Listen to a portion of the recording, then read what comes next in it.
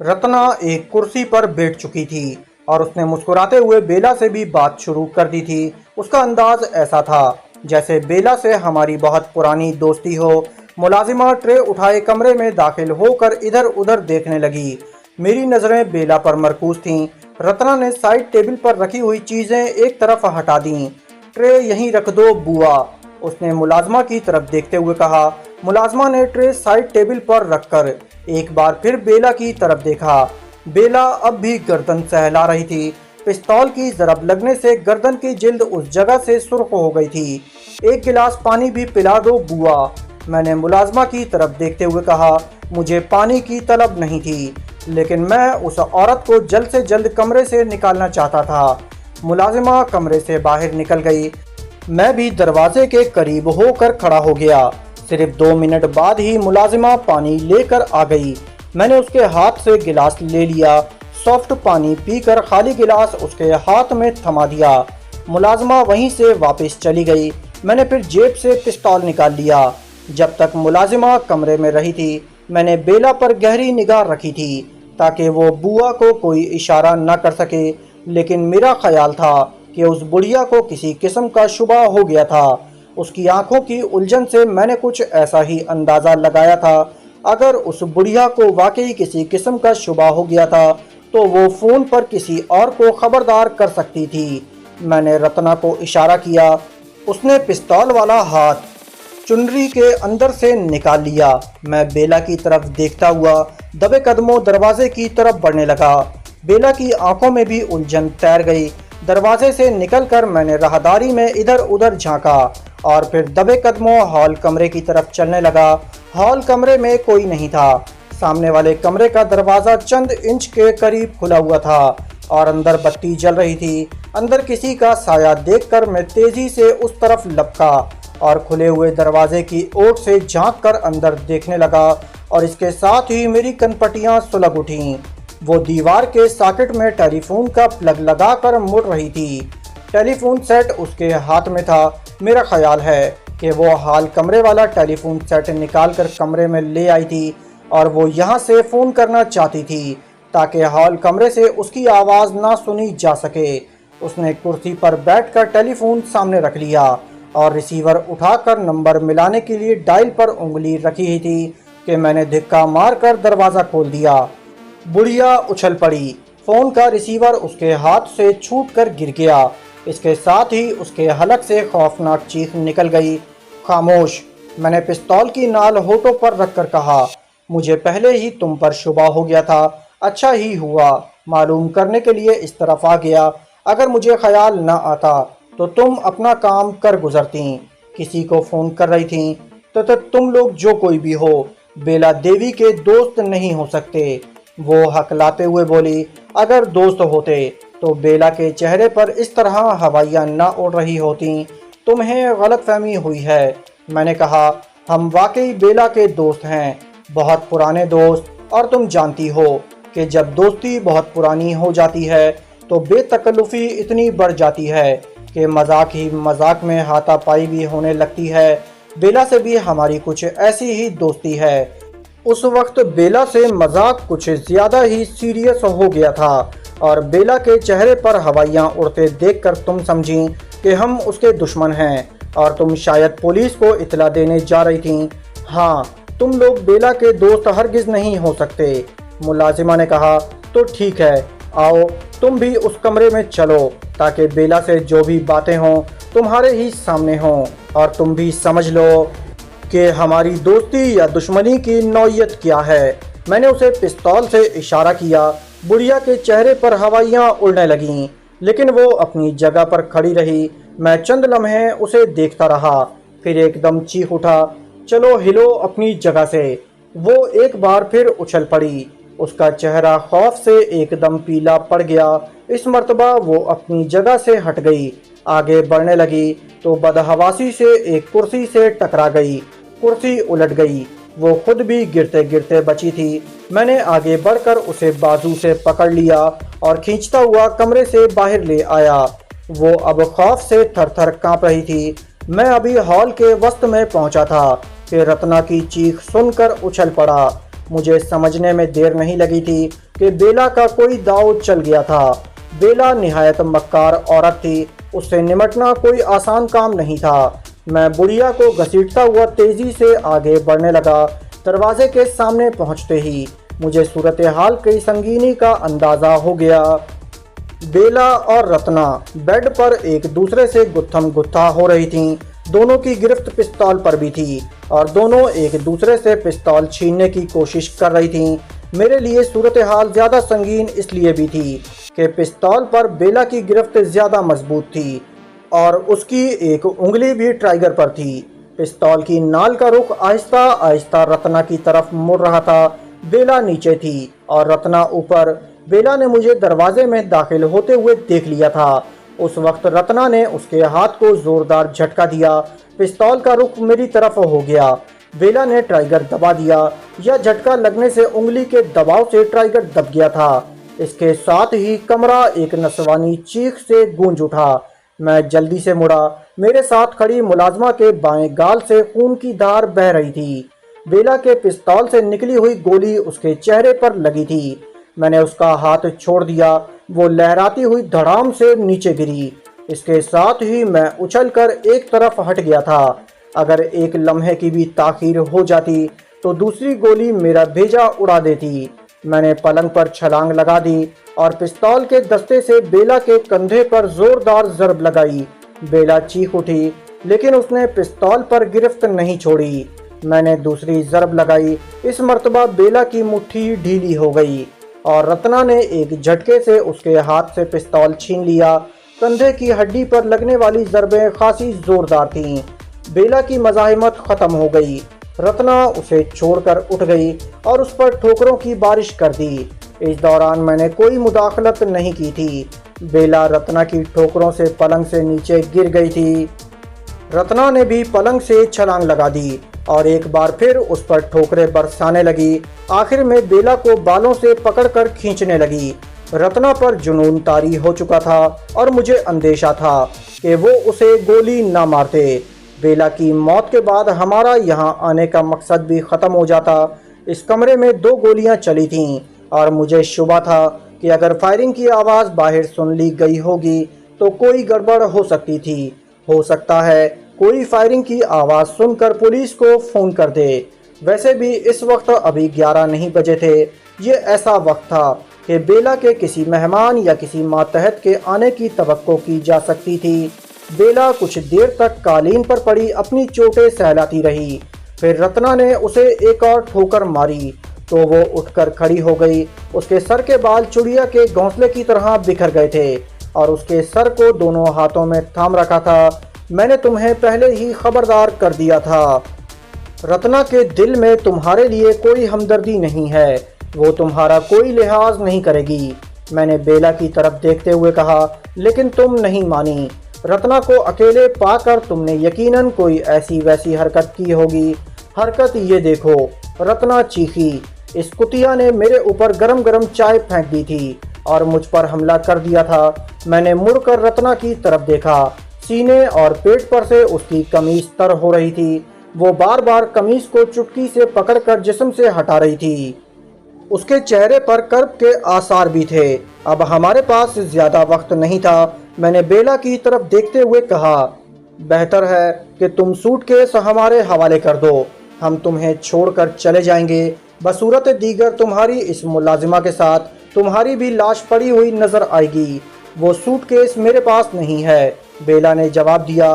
वो माल तुम लोगों ने पंडित भैरव के बंगले से हासिल किया था और वो मंदिरों का लूटा हुआ माल था जो मैंने सरकारी खजाने में जमा करा दिया था। इससे पहले कि मैं कुछ कहता, कोई हरकत करता, रत्ना ने आगे बढ़कर उसके मुंह पर जोरदार थप्पड़ रसीद कर दिया। बेला के मुंह से चीख निकल गई। थप्पड़ इस कदर जोरदार था कि वो घूम कर रह गई। सूटकेस हमारे हवाले कर दो, वरना मैं तुम्हें भी सरकारी खजाने में जमा करवा दूंगी। मैं सच कहती हूँ। बेला ने रत्ना की बात काट दी। बेला, मैंने उसके चेहरे पर नजरें जमा दी। मानता हूँ कि तुम बहुत हौसलामंद और बहादुर हो, लेकिन ऐसे मौके पर जिद करना बहादुरी नहीं, इसे आत्महत्या कहते हैं। तुम देख रही हो कि रत्ना पर इस वक्त जुनून तारी है। तुम अपनी जिद छोड़ दो, अपनी खाल बचाओ और सूटकेस हमारे हवाले कर दो। मैं सच कहती हूँ, वो सूटकेस इस मर्तबा मैंने उसके मुंह पर थप्पड़ मार दिया। क्या मैं तुम्हें नहीं जानता? मेरे हलक से गुर्राहट निकली। तुम शायद ज़्यादा से ज़्यादा वक्त लेना चाहती हो ताकि अगर बाहर किसी ने फायर की आवाज़ सुनी हो तो वो पुलिस को इतला कर दे या तुम्हारा कोई जानने वाला इस तरफ आ निकले। लेकिन तुम भूल गई हो कि मैं भी खतरात का आदी हो चुका हूँ और ये भी जानती हो कि मौत ने कई मर्तबा मुझे घेरा है, लेकिन मैं हर मर्तबा मौत के हसार से निकल गया। मुझे अब कोई डर खौफ नहीं रहा। तुमने मुझे कहाँ कहाँ घेरने की कोशिश नहीं की, मगर अब तक तुम्हें मायूसी के सिवा कुछ नहीं मिला। मकराना में तुम कितने जतन कर चुकी हो, क्या मिला तुम्हें? अपने ही आदमियों की लाशें। अब भी एक लाश तुम्हारे सामने पड़ी है और यकीन करो, मेरी लाश देखने की तुम्हें हसरत ही रहेगी। अफसोस तो इस बात का है कि हमारे अपने ही गद्दार तुम्हें पनाह देते रहे हैं। बेला ने कहा, अगर मकराना में रोशन लाल और एसीपी सतीश मेहता तुम्हें पनाह न देते तो तुम इस शहर से बाहर नहीं निकल सकते थे। ये तुम्हारी खुशकिस्मती है कि हर मर्तबा तुम ऐन वक्त पर बच निकलते रहे हो, मगर मकराना में ब्लैक कैट कमांडोज हलाकत के बाद तुम्हें कहीं पनाह नहीं मिलेगी। तुम लोग हिल स्टेशन पर रोशन लाल के बंगले को आग लगाकर जिस कार पर फरार हुए थे, वो अगले ही रोज यहाँ पुलिस को मिल गई थी और इस मर्तबा इस शहर की नाकाबंदी इस तरह की गई है कि बिल्ली का बच्चा भी इजाज़त के बगैर बाहर नहीं जा सकता और शहर में भी खुफिया तौर पर तुम लोगों को तलाश किया जा रहा है। इस मर्तबा तुम लोगों के बच निकलने के इम्कानात ना होने के बराबर हैं, इसलिए हम लोग अपने आप को तुम्हारे हवाले कर दें। मैंने उसकी बात पूरी कर दी। वैसे ये बात तुमने ठीक ही कही कि तुम्हारे ही गद्दार हमें पनाह देते रहे हैं। जब तुम्हारी पुलिस फोर्स में सतीश मेहता जैसे लोग होंगे, जो हम जैसे लोगों को भी रास्ते मिलते रहेंगे, इसलिए मेरा मशवरा है कि अपनी ज़िद छोड़ दो और वो सूटकेस हमारे हवाले कर दो। बसूरत दीगर मैं तुम्हें रत्ना के हवाले कर दूंगा और ख़ुद यहाँ बैठकर तमाशा देखता रहूँगा। रत्ना के हाथ तुम देख चुकी हो, ये पंजाब की जट्टी है, खालिश देसी घी और मक्खन मलाई की पली हुई। इसके अंदर तुमसे ज़्यादा ताकत है। ठीक है, बेला गहरी सांस लेते हुए बोली, मैं वो सूटकेस तुम्हें दे रही हूँ, लेकिन इस खौफ से नहीं कि इस वक्त मेरी जान खतरे में है, बल्कि इसलिए कि तुम लोग वो सूटकेस लेकर इस शहर से बाहर नहीं जा सकोगे। धन्यवाद, शुक्रिया, मैंने मुस्कुराते हुए कहा, लेकिन अब ज़रा जल्दी करो, हमारे पास ज़्यादा वक्त नहीं है, दूसरे कमरे में जाना पड़ेगा, सूटकेस यहाँ नहीं है। बेला ने कहा, तो चलो। मैंने इशारा किया। बेला ने इस वक्त शबे ख्वाबी का लिबास पहन रखा था। औरतें आमतौर पर रात को सोते वक्त नाइटी या मैक्सी किस्म का लिबास पहनना पसंद करती हैं, मगर बेला ने मर्दाना स्लीपिंग सूट पहन रखा था। हम उस कमरे से निकल आए। मैंने बेला को पिस्तौल की जद पर ले रखा था। रत्ना भी खासी मोहतात नजर आ रही थी। हम उस कमरे से निकलकर एक और कमरे में आ गए। ये कमरा लाइब्रेरी के तौर पर आरास्ता था। इस तरफ राइटिंग टेबल भी रखी हुई थी। शेल्फ में सजी हुई किताबें देखकर मैं बेइख्तियार मुस्कुरा दिया। बेला के अदबी ज़ौक़ की दाद देना पड़ती थी। दुनिया भर के नामवर अदीबों की किताबें जमा थीं उस लाइब्रेरी में। मुझे शायरी या अदब से किसी किस्म का लगाव नहीं था। जब लाहौर में था तो कभी वक्त गुजारने के लिए लाइब्रेरी से इब्न सफ़ी या किसी और मुसन्निफ की जासूसी किताब ले आता था, लेकिन बेला की इस लाइब्रेरी में बाज़ पाकिस्तानी अदीबों और शायरों की किताबें देखकर मेरी आंखों में चमक सी उभर आई। एक पूरा शेल्फ अल्लामा इकबाल की किताबों से भरा हुआ था। उन किताबों को देखकर अंदाज़ा होता है कि तुम्हें पाकिस्तानी अदीब और शायर पसंद हैं, जबकि पाकिस्तान से तुम्हें शदीद नफ़रत है। मैंने बेला की तरफ देखते हुए कहा, अदीब, शायर या फ़नकार किसी भी मुल्क का हो, चाहे जाने के काबिल होता है।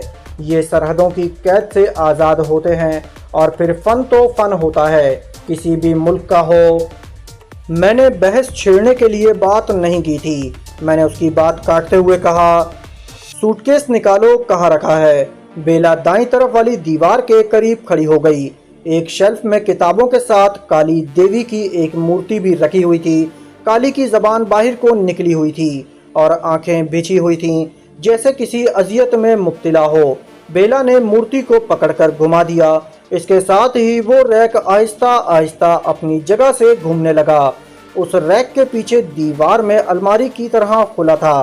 बेला ने झुककर जैसे ही हाथ बढ़ाया, मैंने उसे रोक दिया।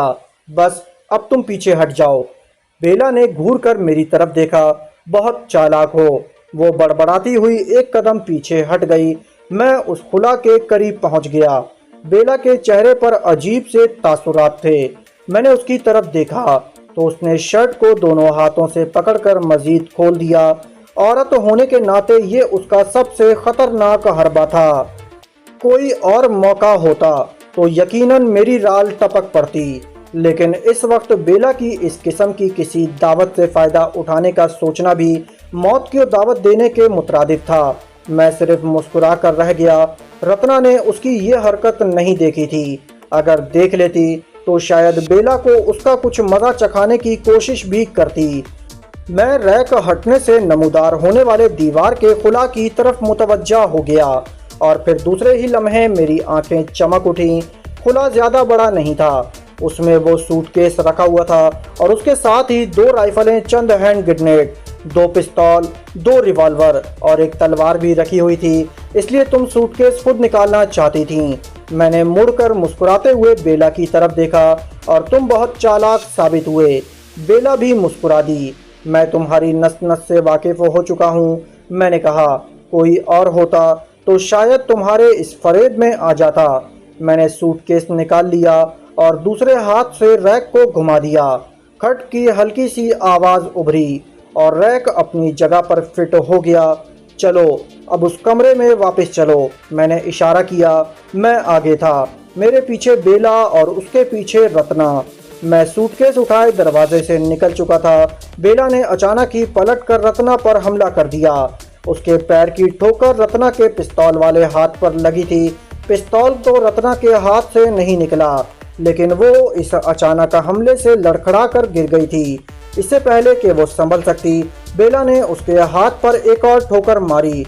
इस मर्तबा पिस्तौल रत्ना के हाथ से निकल गया। बेला उस पर झपट पड़ी। रत्ना ने बड़ी फुर्ती से उसकी टांग में टांग फंसा दी थी। बेला लड़खड़ाती हुई मुंह के बल गिरी। कालीन पर पड़ा हुआ पिस्तौल उसके हाथ से चंद इंच दूर था। मैं सूटकेस फेंक कर बड़ी तेजी से बेला की तरफ लपका, इससे पहले कि बेला पिस्तौल पर हाथ डाल सकती। मैं उसके ऊपर गिरा और उसे बालों से पकड़कर जोरदार झटका देते हुए पीछे खींच लिया। उसके मुंह से हल्की सी चीख निकल गई थी। मैंने बेला को पकड़कर उठा दिया और दोनों हाथ पुष्ट की तरफ से उसकी बगलों में डालकर उसकी गर्दन पर उंगलियों में उंगलियां फंसा दी। बेला पहले तो अपने आप को छुड़ाने की कोशिश करती रही, फिर उसने अपने जिस्म को ढीला छोड़ दिया। जोर आजमाई की सूरत में उसकी गर्दन की हड्डी टूट सकती थी। तुम बाज नहीं आओगी, मैंने गुर्राते हुए कहा। मेरे हाथों का जरा सा झटका तुम्हारी गर्दन तोड़ देगा। अब अगर मेरा जुमला मुकम्मल नहीं हो सका, रत्ना ने उस पर घूंसों की बारिश कर दी। बेला चीखती रही। वो पूरी तरह मेरी गिरफ्त में थी। अपने बचाव के लिए कुछ कर भी नहीं सकती थी। अब बस करो रत्ना, मैंने कहा। तुम वो सूटकेस उठाओ, मैं इसे लेकर दूसरे कमरे में जा रहा हूँ। रत्ना हाँफ गई थी। वो चंद लम्हे गहरे गहरे सांस लेती रही। फिर उसने पहले अपना पिस्तौल उठाया और बाहर आकर सूटकेस उठा लिया। मैं उल्टे कदमों बेला को घसीटता हुआ दूसरे कमरे में आ गया और बेला को पलंग पर फेंक दिया। मैं तुम्हें आखिरी वार्निंग दे रहा हूँ, मैंने बेला को घूरते हुए कहा। अब अगर तुमने बहादुरी दिखाने की कोशिश की तो इस पिस्तौल की सारी गोलियां तुम्हारे सीने में उतार दूंगा। दोस्तों, इस किस्त का इख्तिताम यहीं किया जाता है। जाने से पहले इस वीडियो को लाइक कीजिए, चैनल को सब्सक्राइब कीजिए। इंशाअल्लाह आपसे अगली किस्त में मुलाकात होगी। जब तक अपना और अपने इस चैनल का ख्याल रखिएगा। अल्लाह हाफिज़।